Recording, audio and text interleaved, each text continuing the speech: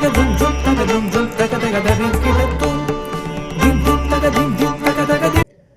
वालेकुम नाज़रीन, मैं हूं आपका होस्ट सिकंदर मुगल। आपकी खिदमत में दोबारा हाजिर है एक शाम मलिक अशरफ के नाम। मेरे साथ मौजूद हैं मलिक मोहम्मद अशरफ अवान। आपने देखा जैसे कि पिछले प्रोग्राम में हम इस्लामाबाद पहुंचे हुए थे, लोग विरसा और आपको मजे मजे की धमाल से लुत्फ अंदोज हुए। आप धमाल आपको दिखाई और मुख्तलिफ कलाम जो है मलिक अशरफ ने आपको सुनाए थे।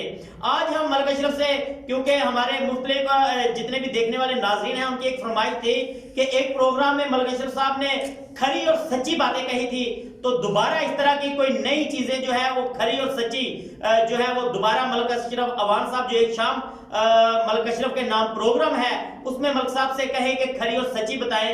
और हमारे 2-3 नाजरीन ने कहा है कि रोटी आज का जो दौर है वो रोटी जो है किसी को रोटी नहीं मिल रही, आटा जो है वो बहुत महंगा हो चुका है। और मलिक साहब से हमने कहा था कि मलिक साहब आटे के ऊपर कुछ लिखे और फिलबदी आटे के ऊपर आप प्रोग्राम करें। अस्सलाम वालेकुम मलिक साहब। वालेकुम अस्सलाम। हमारे नाजरीन आपको बड़ा मिस कर रहे थे और बड़े अच्छे अच्छे कमेंट भी आ रहे थे। नाजरीन कह रहे थे कि मलिक साहब से कहें जिस तरह खरी और सच्ची बातें पहले की थी इस प्रोग्राम में भी आप खरी और सच्ची बातें करें। देखने वाले नाजरीन को आज कुछ खरी और सच्ची बताएं और आटे के ऊपर कुछ सुनाएं जरा नाजरीन को। मैं आज अपने गरीब बहन भाइयों को लेके चलता हूँ और अपने गरीब बहन भाइयों की अक्कासी करूँगा कि आज वो किस परेशानी का सामना कर रहे हैं। तो वो मैं चंद इशार में, पंजाबी में इशार है तो आपके सामने पेश करूँगा। नाज़रीन तवज्जो तलब शेर है, क्योंकि आपको ये पता है कि महंगाई आसमान को छू रही है। अमीर लोग तो बर्दाश्त कर सकते हैं, सरमायादार बर्दाश्त कर सकते हैं, लेकिन गरीब आदमी बर्दाश्त नहीं कर सकता। वो उसको कुछ और मिले या न मिले, मेरे जैसे गरीब को आटे का मिलना बहुत ज़रूरी है। तो आटे पे मैंने लिखा है और पंजाबी में आपकी नज़र कर रहा हूँ। नज़म से पहले एक शेर है। मैं इस कौम के हक विच बोलांगा, मैं इस कौम के हक विच बोलांगा, फिर की जे सूली चढ़ जाऊंगा।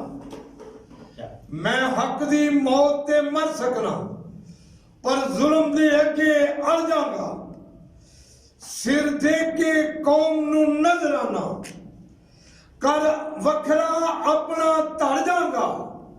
मैं आशिक नहीं जे बिना दा, मैं हक सच दी गल अज कर जाऊंगा। क्या बात है, क्या बात है। केड़ी गल है जी? आटा सस्ता रहन दो,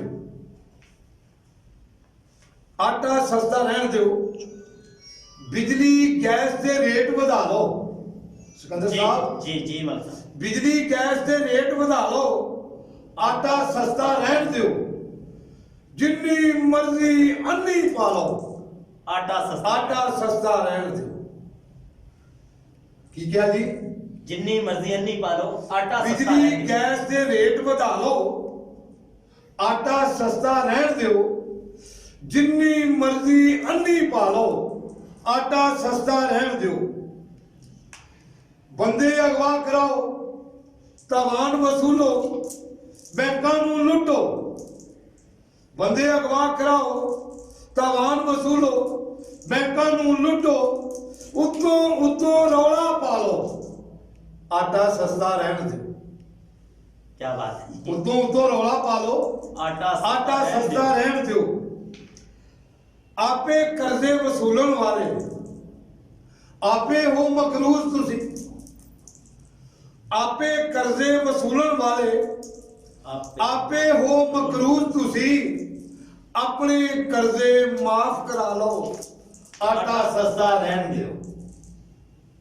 अपने कर्जे माफ करा लो, आटा सस्ता रहन दो।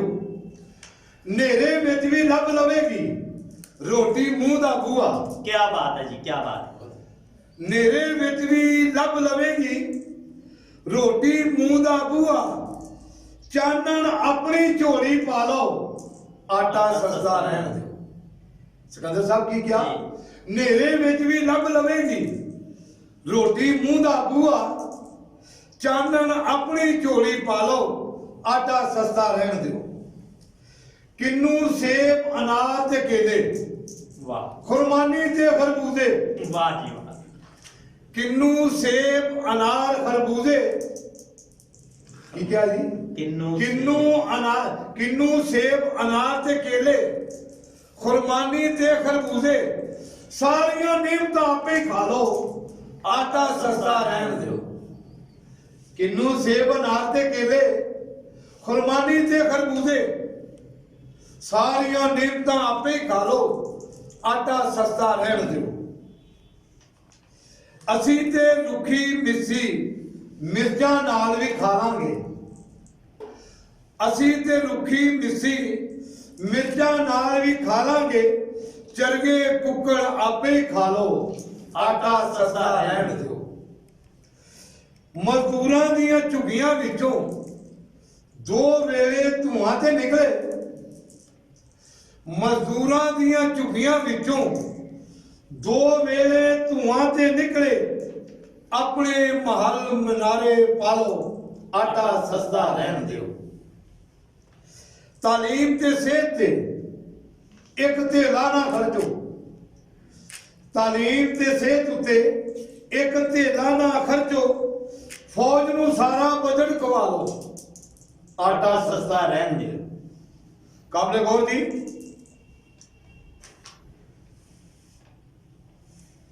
ਅਸੀਂ ਪੱਠਿਆਂ ਦੇ ਮਜ਼ਦੂਰ ਬਥੇਰੇ, ਰੋੜੀ ਕੁੱਟਣ ਵਾਲੇ, ਅਸੀਂ ਪੱਠਿਆਂ ਦੇ ਮਜ਼ਦੂਰ ਬਥੇਰੇ, ਰੋੜੀ ਕੁੱਟਣ ਵਾਲੇ, ਸਾਡੇ ਕੋਲੋਂ ਹਰ ਇੱਕ ਕੰਮ ਕਰਾ ਲਓ, ਆਟਾ ਸਸਤਾ ਰਹਿਣ ਦਿਓ। ਆਖਰੀ ਸ਼ੇਰ ਸਿਕੰਦਰ ਸਾਹਿਬ ਜੀ ਜੀ, ਤਵੱਜੋ ਤਲਬ, ਜ਼ੁਲਮ ਦੀਆਂ ਜ਼ੰਜੀਰਾਂ ਦੇ ਨਾਲ ਸਾਨੂੰ ਬੰਨ੍ਹ ਕੇ ਰੱਖੋ, ਜ਼ੁਲਮ ਦੀਆਂ ਜ਼ੰਜੀਰਾਂ ਦੇ ਨਾਲ ਸਾਨੂੰ ਬੰਨ੍ਹ ਕੇ ਰੱਖੋ, ਉਹ ਇੱਕ ਦੋ ਸੰਗਲ ਹੋਰ ਵੀ ਪਾ ਲਓ, ਆਟਾ ਸਸਤਾ ਰਹਿਣ ਦੇ। ਇੱਕ ਦੋ ਸੰਗਲ ਹੋਰ ਵੀ ਪਾ ਲਓ, ਆਟਾ ਸਸਤਾ ਰਹਿਣ ਦਿਓ। अल्लाह सुनने दे वाले जी नाजरीन, आपने सुना कि खरी और सच्ची बातें। आज का अनुमान जो है कि आटा सस्ता रहन दो, हर नेमत आप खा लो, आटा सस्ता रहन दो। चलते हैं एक ब्रेक की तरफ, कहीं मत जाइएगा, दोबारा आते हैं, देखते रहे प्रोग्राम एक शाम मलक अशरफ के नाम।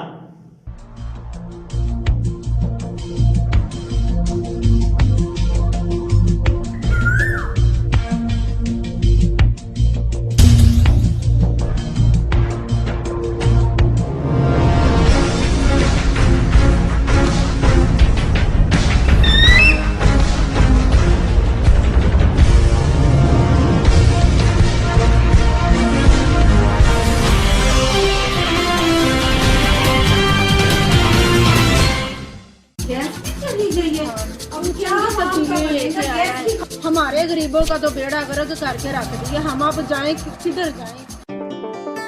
100 रुपए किलो, 100 रुपए किलो। हाँ, हर चीज का रेट आसमां पर। 20 तारीख के बाद घर चलना तो दूर, गाड़ी भी नहीं चलती।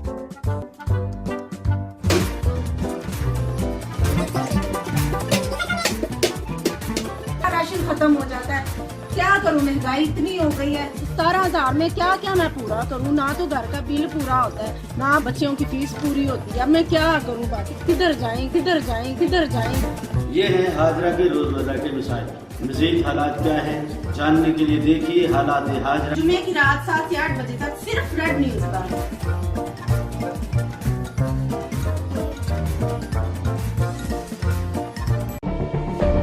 जुल्म और सितम की ये दास्तां बहुत पुरानी है। हर दौर में हलाकू, टीपू, सिकंदर ने एक तारीख लिखी है। ये जुल्म और इंसाफ का सफर कभी ना रुकेगा। आज भी पुलिस अदलिया हुक्मरान होने के बावजूद इंसाफ नहीं। हकामे बाला तक मजलूम की रसाई क्यों नहीं? रेड न्यूज बनेगा आपकी आवाज, लड़ेगा हक की खातिर और करेंगे पर्दाफाश हर जालिम का। देखते रहे प्रोग्राम जुल्म और सितम, सिर्फ रेड न्यूज पर सिकंदर मुगल के साथ।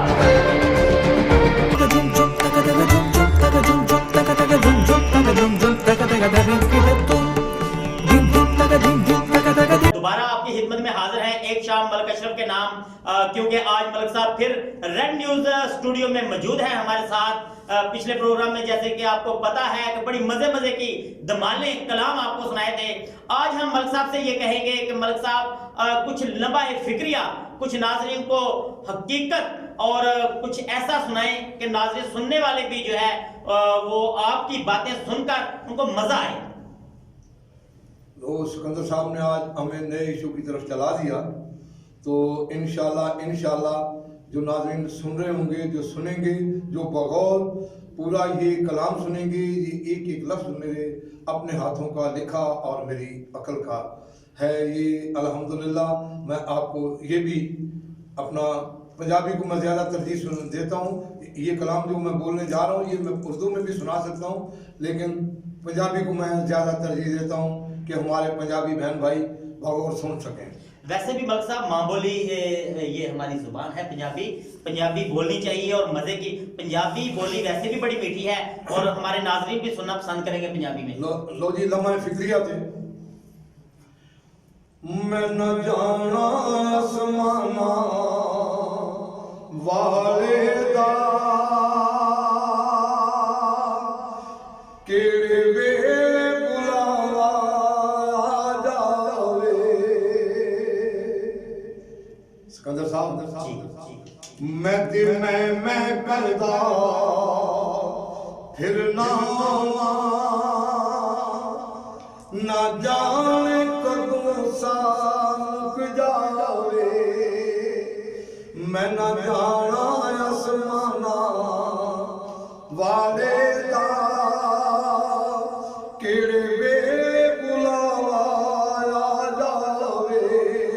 ए फुलां दे अखिया चेहरा जी ना जाने कदों मुरझा जावे।